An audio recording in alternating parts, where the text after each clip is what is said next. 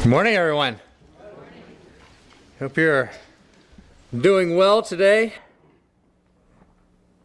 Last week, in Ruth chapter 1, we ended with tragedy and mourning and sorrow threatening to swallow Naomi whole. If you remember, she's just lost her husband, she's just lost her sons, and she turned to go back home broken and defeated. At the end of the chapter, when they say, Naomi's back, she says, don't call me that. She says, call me Mara, call me bitter. Because I've been dealt with harshly. But we also saw signs of hope as Ruth, despite her own tragedy, despite losing her own husband, gave herself to her mother-in-law who is in great need, and did not fall into self-pity and despair. I've seen many times in life that the best way out of darkness is by becoming the light for another. And in becoming that light and giving ourselves to someone else, the darkness eventually begins to fade away. And this leads us into chapter 2 today. And starting in verse 1, we find out that there is a relative of Naomi's husband, a man of great wealth of the family of Elimelech. His name was Boaz. So Ruth the Moabitess said to Naomi, please, let me go to the field and glean heads of grain after him in whose eyes I may find favor. And she said to her, go, my daughter. And then she left and went and gleaned in the field after the reapers. And she happened to come to the part of the field belonging to Boaz, who was of the family of Elimelech. Now behold, Boaz came from Bethlehem and said to the reapers, the Lord be with you. And they answered him, the Lord bless you. Then Boaz said to his servant who was in charge of the reapers, whose young woman is this? So the servant who was in charge of the reapers answered and said, it is the young Moabite woman who came back with Naomi from the country of Moab. And she said, please let me glean and gather after the reapers among the sheaves. So she came and continued from morning until now, though she rested a little in the house. Something that we need to understand in these first 7 verses is that being a widow in this day and age was hard. And I mean harder than it is today. Because at this point in time, there is no job market to speak of for women. And so when a woman's husband died, she had to rely on her family, on her relatives, to keep her afloat. This puts Naomi in a really bad position. Because not only has she lost her husband, she's lost her sons, who were the ones meant to take care of her, to provide for her needs.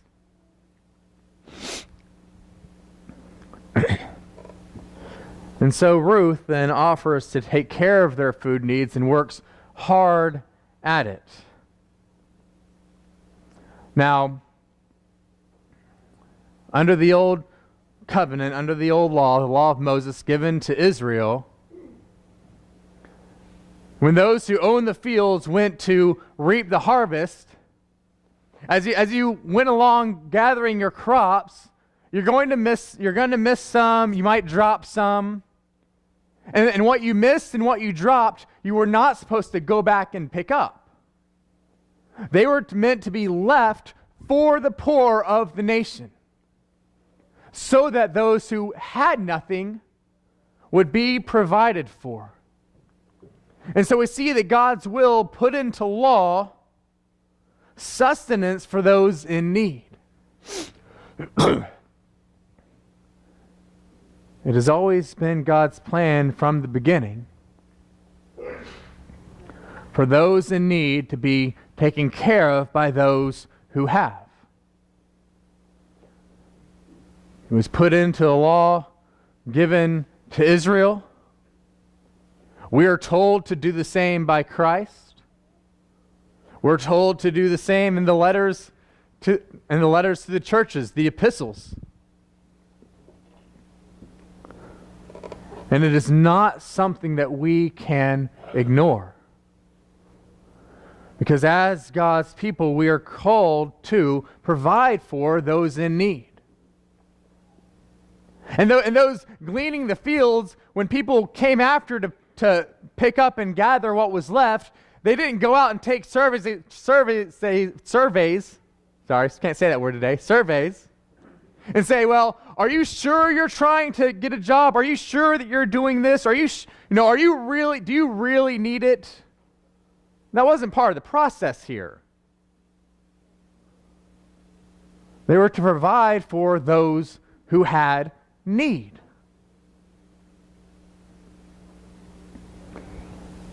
Today, as Christ's followers, we are called to provide for those in need. Now, I want to use our resources, wisely, so we have things to give to those in need. But we also don't need a 100-page questionnaire to make sure they really, really need it. And so we see that God puts into place, into His very law, a way to provide for the needy. So in verse 8 through 16, once these workers have told Boaz, who's this woman? I haven't seen her before. I don't know her. Who's she? Starting in verse 8, Boaz said to Ruth, "You will listen, my daughter, will you not? Do not go and glean in another field, nor go from here, but stay close by my young women. Let your eyes be on the field which they reap, and go after them. I have commanded the young men not to touch you. And when you are thirsty, go to the vessels and drink from what the young men have drawn." So she fell on her face, bowed down to the ground, and said to him, "Why have I found favor in your eyes, that you should take notice of me, since I'm a foreigner?" Boaz answered and said to her, "It has been fully reported to me, all that you have done for your mother-in-law since the death of your husband, and how you have left your father and your mother in the land of your birth, and have come to a people you did not know before. The Lord repay your work, and a full reward be given you by the Lord God of Israel, under whose wings you have come for refuge." Then she said, "Let me find favor in your sight, my Lord, for you have comforted me and spoken kindly to your maidservant, though I'm not like one of your maidservants." Now Boaz said to her at mealtime, "Come here, and eat of the bread, and dip your piece of bread in the vinegar." So she sat beside the reapers, and he passed parched grain to her, and she ate and was satisfied, and kept some back. When she rose up to glean, Boaz commanded his young men, saying, "Let her glean even among the sheaves, and do not reproach her. Also let grain fall from the bundles purposely for her. Leave it that she may glean, and do not rebuke her."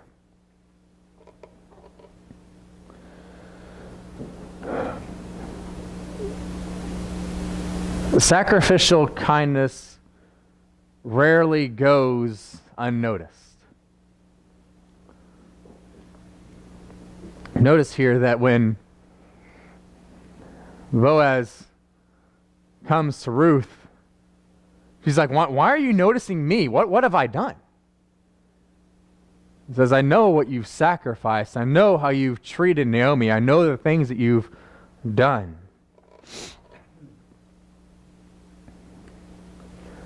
We do not know how the things that we do will spread, whether good or bad. And it seems as though Ruth's kindness and Ruth's sacrifice has sparked an extra measure of kindness and aid from Boaz, doesn't it? I mean, he provides not only her physical need, but protection from strangers. He says, don't go anywhere else. You stay here. I will protect you. I will keep you safe. Because if you are a poor widowed woman at this point, you don't have a whole lot of rights. You don't have a whole lot of ways to deal with people who are abusive And so for Boaz to go and take these extra steps to ensure her safety and ensure that she's going to have what she needs, that's a big deal for her. She doesn't have to worry about being in a stranger's field. She doesn't have to worry about who she's going to come across. And so we see that kindness often repeats itself one to another. We do not know what the kindness that we provide to someone today, we don't know how that will show up in the future of their life. Most of us have driven around. Most of us have been at some point angry when you're driving around, right? I've talked about my, past road rage and all that.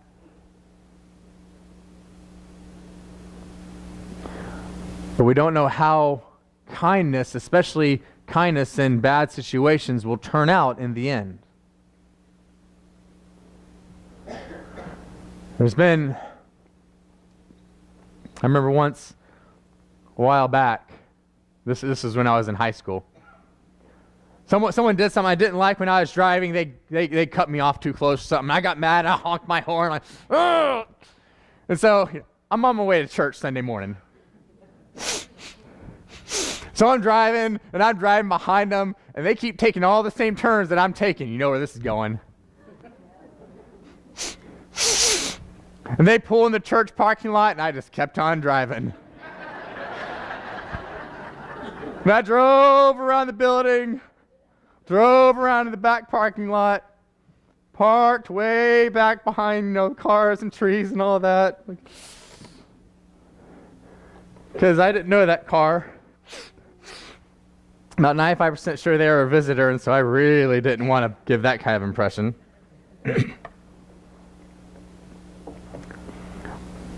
Opposite end of the spectrum. We grew up in Houston, as most of you know. My dad was stuck in bumper-to-bumper traffic. It's a hot day. It's in the summer. People are just getting mad. Houston drivers are generally pretty nice, kind of all in this together. We'll get through it. Wasn't one of those days. People are just frustrated, mad, want to get where they're going. People are honking. There's nowhere to go. My dad looks down, picks up a little bottle, rolls down his window, starts blowing bubbles out the window. Lo and behold, all the cars around him stopped honking, stopped being angry, just kind of started watching the bubble like, it's better. Now, I know that those are kind of silly, extreme examples, but they're true, and I want to use them to make a point. My example of me, I don't know what kind of day they were having. I don't know if they were, thought, hey, we'll try meeting with the church today. I don't know if they were having a good day, a bad day. I have no idea what was going on in their lives. Who was I to make it worse? On the other side of the spectrum, all those cars around my dad, we don't know how they were feeling or what was going on or what they were in a hurry for or anything. But even something as silly as bubbles and saying, hey, it's okay, we're in this together, this is not the end of the world, let's make it through. I don't know how that affected them as they continued on to where they were going.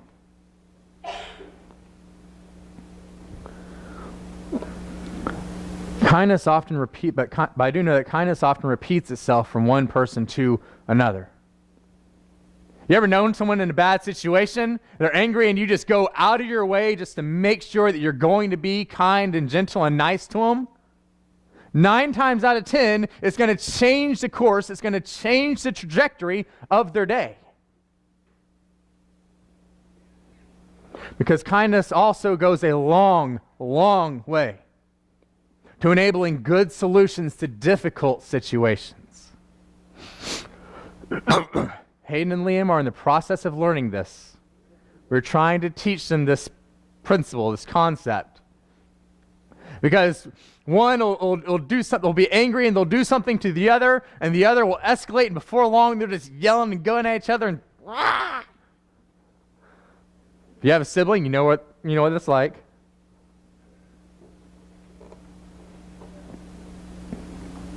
If you have someone that's difficult to work with, you know what this is like.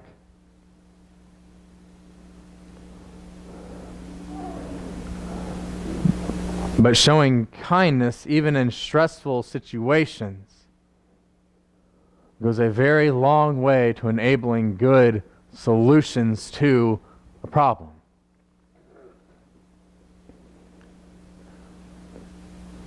I used to work in the training department for an oil company. Worked with a lady. We did not get along well at all.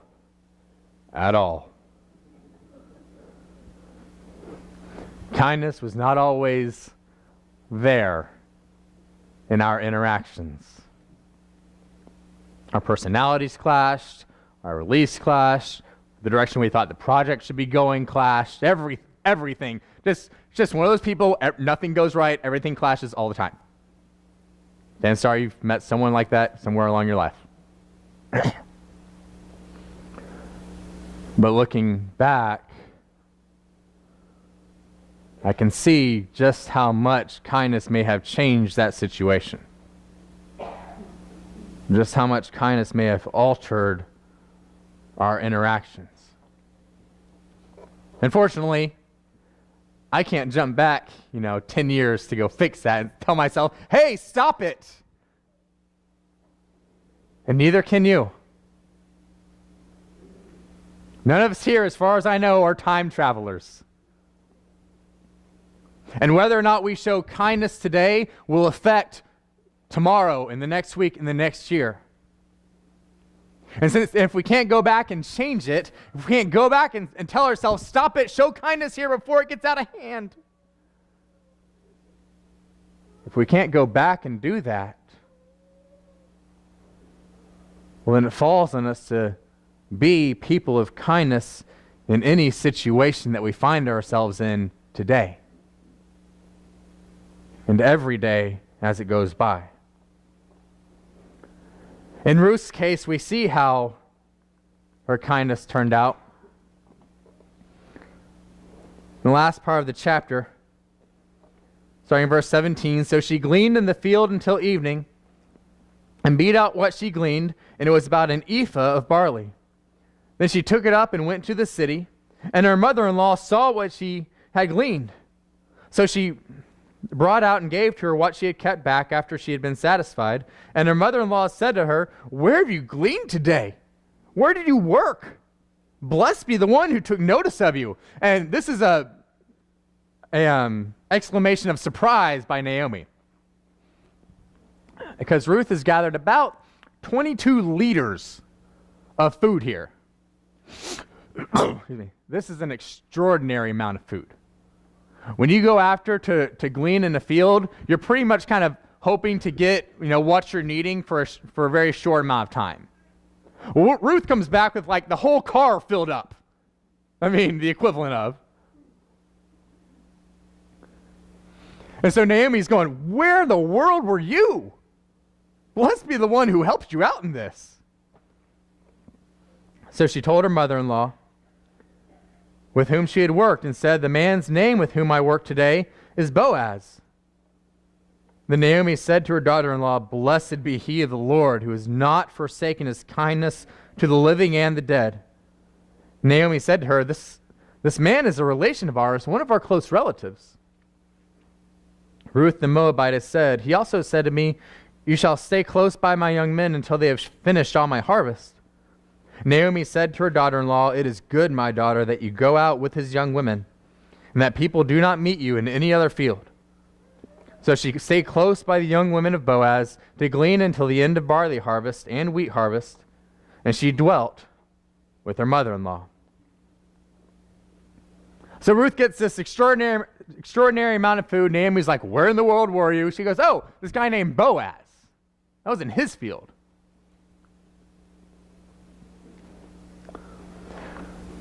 And so you see, Ruth's kindness sparks Boaz's kindness. And Boaz's kindness sparks the first hopeful words that we see from Naomi since the death of her family. This is the first positive thing that Naomi says in the book of Ruth. These are the first signs of hope that we see since the death of her husband and of her sons. Remember earlier I said we don't know just how far our kindness will go. If Ruth has said, you know what, you don't want me to go, don't worry, I'm out of here. If Ruth has said, you know what, I don't know what we're going to do, why don't you go out and get us some food, Naomi?